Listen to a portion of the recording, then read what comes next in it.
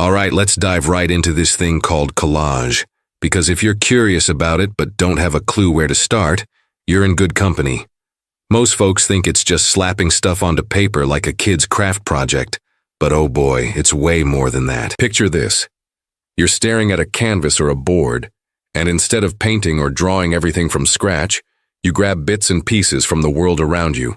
Newspaper clippings, old photos, scraps of fabric, maybe even ticket stubs or candy wrappers, and you glue them down to create something entirely new. That's collage at its core, a no-nonsense technique where coller, the French word for to glue, becomes the backbone of turning everyday junk into art that packs a punch. It's not about pretty pictures. It's about smashing together realities, forcing them to collide in ways that make you rethink what you see. And honestly, in a world drowning in images and ads, collage is like the ultimate rebel yell against the polished fake perfection we get shoved down our throats every day. Now, don't get me wrong. Collage isn't some ancient ritual passed down from cave painters. It's a modern beast, born in the gritty underbelly of early 20th century Europe, when artists were fed up with the old rules. Back around 1912, in the smoky studios of Paris, two guys named Georges Braque and Pablo Picasso were messing around with cubism, that style where they broke objects into geometric shards to show multiple viewpoints at once. They got bored with just paint and decided to stick real stuff onto their canvases. Braque kicked it off by gluing a piece of fake wood grain wallpaper onto a drawing, and Picasso followed suit with his famous still life with chair caning, where he pasted oilcloth printed with a chair pattern right into the mix. Boom. Collage was born. These weren't delicate little experiments. They were bold slaps in the face to traditional art, saying, hey, why pretend when you can use the real deal? Picasso, that relentless innovator who never shied away from controversy, saw it as a way to blur the line between art and life, making paintings that weren't illusions, but actual chunks of the world, reassembled. But let's be real. While Braque and Picasso get the credit for inventing modern collage, the idea of sticking things together wasn't pulled out of thin air. Folks had been doing versions of it for centuries. Think Victorian ladies pasting flowers and lace into scrapbooks, or Japanese artists layering paper in intricate designs way back in the 12th century. Even in folk art from places like China or Mexico, you'd find people gluing feathers or beads onto masks and pots. The difference? Those were decorative, cute even. What Braque and Picasso did was weaponize it, turning it into a tool for intellectual warfare. They called their version papier collé, which is fancy talk for paper collage, focusing on flat materials like newsprint or wallpaper to add texture and irony. Picasso's stuff often had that raw edge, like he was mocking the highbrow art world by incorporating cheap, mass-produced crap. From there, collage exploded like a virus through the avant-garde scenes. The Dadaists, those anarchic troublemakers during World War I, grabbed it and ran wild. They hated the war, the bourgeoisie, and pretty much everything establishment, so they used collage to create chaotic, absurd images that screamed discontent. Take Hannah Höch, a sharp-witted German artist who didn't pull punches. She'd cut up photos from magazines, mix men's heads on women's bodies or vice versa, to skewer gender roles in politics. Her piece, cut with the kitchen knife Dada through the last Weimar beer belly cultural epoch in Germany, is a whirlwind of clippings that basically calls out the fat cats and hypocrites of her time. No sugarcoating here. Höch was direct, using collage to expose the ugliness of society without apology. Then there were the surrealists like Max Ernst, who took it into dreamlike territory. Ernst invented frottage, rubbing textures onto paper, but he also did collages that mashed up Victorian engravings into bizarre, erotic nightmares. Think bird-headed humans or floating eyeballs. It was all about tapping into the subconscious, letting random juxtapositions reveal hidden truths. And yeah, it could get downright weird and uncomfortable, which was the point. As the 20th century rolled on, collage kept evolving, refusing to stay in one box. In the 1920s and 30s, Kurt Schwitters turned it into something almost architectural with his Merz works, scavenging trash like bus tickets and wood scraps to build layered compositions that felt like urban decay captured on canvas. He wasn't afraid to get dirty, His collages were raw reflections of post-war ruin. Over in America, Joseph Cornell pushed it into 3 dimensions with his assemblages. Shadow boxes filled with found objects like dolls, maps, and feathers. Not strictly flat collage, but close enough, and it had that same spirit of hoarding the world's fragments to tell poetic, sometimes creepy stories. Then came the pop artists in the 50s and 60s, who loved collage for its ability to hijack consumer culture. Richard Hamilton's "Just What Is It That Makes Today's Homes So Different, So Appealing" is a classic. A muscle man holding a giant lollipop, surrounded by ads for vacuums and canned ham. It's a sarcastic jab at the American dream, using cutouts from glossy magazines to highlight how shallow and seductive mass media is. Technically speaking, collage isn't rocket science, but that's what makes it so damn accessible and powerful. You start with a support, canvas, wood, or even cardboard, and gather materials. Newspapers for text, photos for faces, fabrics for texture, whatever floats your boat. Glue them down with something like PVA or wheat paste. Layer them up, maybe add paint or ink for cohesion. There are subtypes to geek out on. Photo montage, where it's all photos, like what the Dadaists did to create political satire. Decoupage, which is more crafty, sealing cutouts with varnish for a smooth finish. Or digital collage today, where Photoshop lets you splice images without getting your hands sticky. But here's the kicker. Collage thrives on imperfection. Edges don't have to match. Contrasts are king. It's about disruption, forcing unrelated elements to coexist and create meaning through tension. Want to make one? Grab scissors, magazines, and glue. No fancy degree required. Yet, in the hands of pros, it becomes profound. Like Henri Matisse in his later years, bedridden and frail, he ditched brushes for drawing with scissors, cutting bold shapes from painted paper to create vibrant collages like his jazz series, swirling forms that capture movement and joy, proving collage can be as elegant as any painting. What really makes collage intellectually explosive is how it mirrors our fractured world. Think about it. In an era of information overload, where we're bombarded by snippets from social media, news feeds, and ads, collage is the art form that says, screw linearity. Life's a mess of fragments. It questions authenticity. Who owns an image when you cut it up and repurpose it? Picasso stole from newspapers. Today's artists pilfer from the internet. It's democratic too. Anyone can do it, but it demands a keen eye for irony and composition. And let's not kid ourselves. Collage has been used to stir shit up. Feminist artists like Barbara Kruger layer text over photos to blast sexism and power structures, no holds barred. Or take Wangechi Mutu, who collages African women's bodies with machine parts and animal bits to confront colonialism and beauty standards head-on, raw, and unflinching. In the end, collage isn't just glue and paper. It's a mindset, a way to reclaim the chaos around us and forge something meaningful from the debris. It teaches us that beauty, or truth, often emerges from the ugly, the discarded, the mismatched. If you're dipping your toes in, start small. Clip out what bugs you or fascinates you, stick it together, and see what story unfolds. It might not change the world, but it'll sure as hell change how you see it. And in a culture obsessed with seamless illusions, that's a radical act worth pursuing. The International Exhibition of Modern Art, universally known as the Armory Show, remains an undisputed watershed in American cultural history.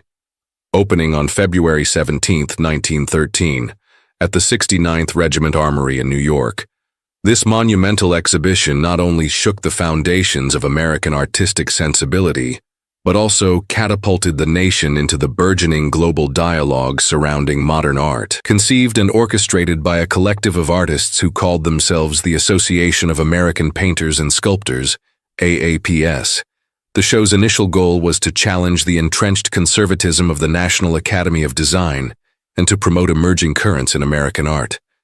However, its ultimate impact transcended these ambitions, serving as the grand unveiling of the European avant-garde to an American public largely unaware of and unprepared for its revolutionary forms. At the beginning of the 20th century, the American art world was predominantly dictated by the National Academy of Design, an institution that firmly upheld the ideals of academic realism. In response, a group of dissident artists, notably Robert Henry and his circle known as the Ashcan School, began to advocate for an art that engaged directly with contemporary urban life. It was in this climate of dissatisfaction that the AAPS was formed in 1911.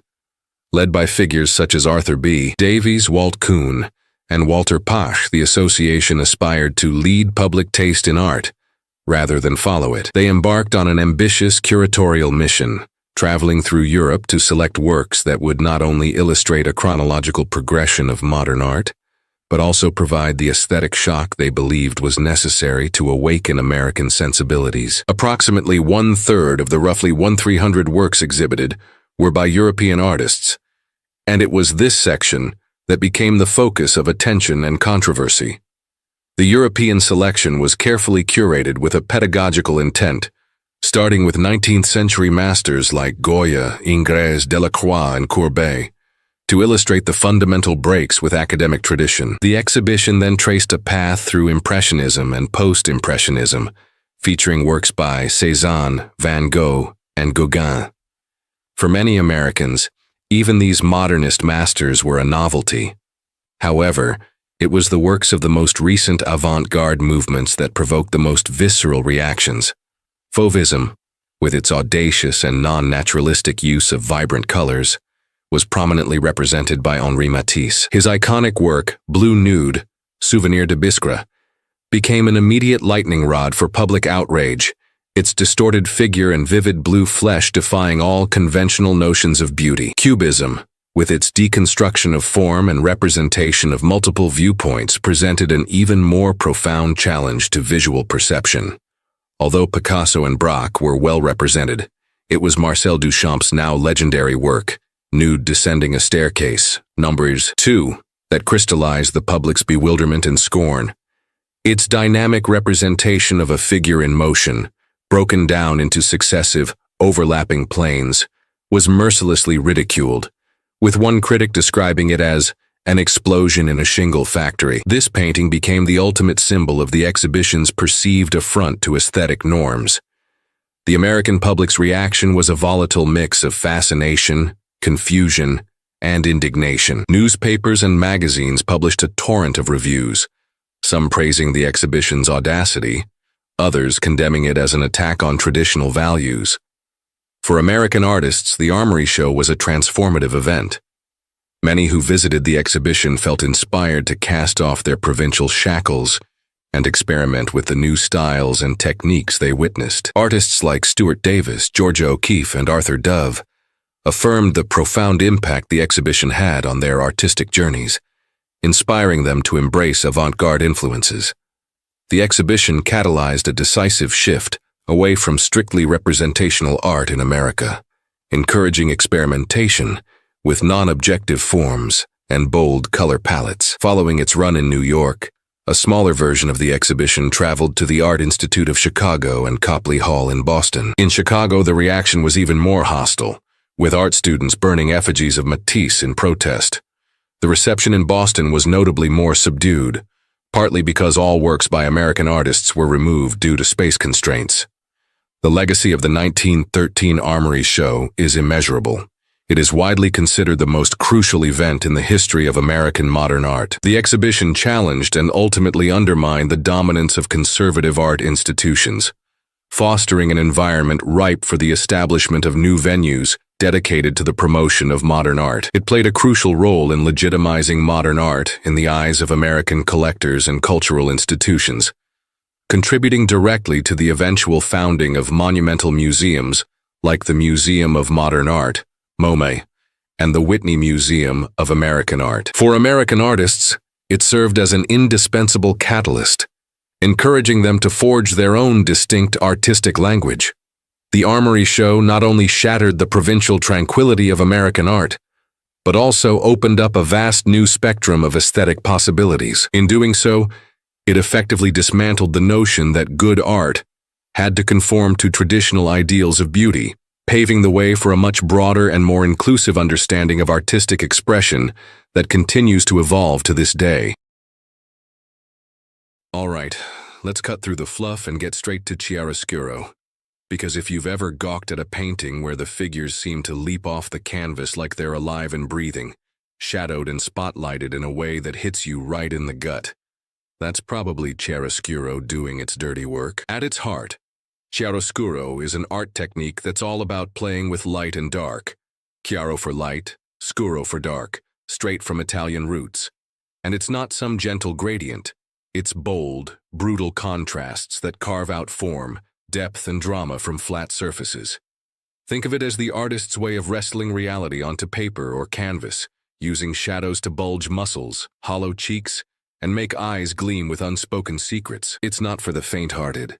It demands you confront the raw interplay of illumination and obscurity, mirroring how life itself throws us into blinding highs and crushing lows without apology.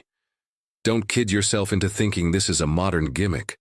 Chiaroscuro has been lurking in the shadows of art history since ancient times, even if the fancy name didn't stick until the Renaissance. Way back in the 5th century BCE, a Greek painter named Apollodorus Skiagraphos was already hashing shadows to suggest volume, turning flat drawings into something that popped with three-dimensional grit. None of his stuff survived the ravages of time, but you can spot echoes in Hellenistic mosaics like the Stag Hunt from Macedonia, where light models the forms like a sculptor chiseling stone. The Romans dabbled too, but it all went dormant until the Middle Ages, when Byzantine illuminations started flirting with light effects again. Fast forward to the 15th century in Italy, and boom, the Renaissance explodes with it. Artists were obsessed with humanism, anatomy, and making art feel real, not some stiff religious icon. Leonardo da Vinci, that relentless genius who dissected corpses in the dead of night to understand how light dances on flesh, cranked chiaroscuro to new heights. Take his Virgin of the Rocks. The figures emerge from misty caves with soft, diffused light sculpting their faces and drapery, creating an ethereal depth that sucks you in. Or the Mona Lisa, her enigmatic smile isn't just about the eyes. It's the subtle shadows around her cheeks and neck that give her that lifelike volume, making her seem like she's about to whisper something scandalous. Leonardo didn't mess around. He used chiaroscuro to probe the human soul, blending light and dark to evoke mystery and introspection, proving art could be as probing as science. But if Leonardo was the thoughtful pioneer, the Baroque era turned chiaroscuro into a full-throated scream. By the 17th century, Europe was a mess. Wars, plagues, religious upheaval, and artists channeled that chaos into explosive contrasts. Enter Caravaggio, the bad boy of Baroque who lived hard, fought duels, and painted like he was staging a street brawl under a single lantern. His technique, often ramped up to tenebrism, that's extreme chiaroscuro where shadows swallow everything but the essentials, hits like a punch. In The Calling of St. Matthew, a beam of light slashes through a dingy tavern, spotlighting Christ's hand pointing at the tax collector amid grubby gamblers, turning a mundane moment into divine intervention. Caravaggio didn't sugarcoat. He used harsh light to expose flaws.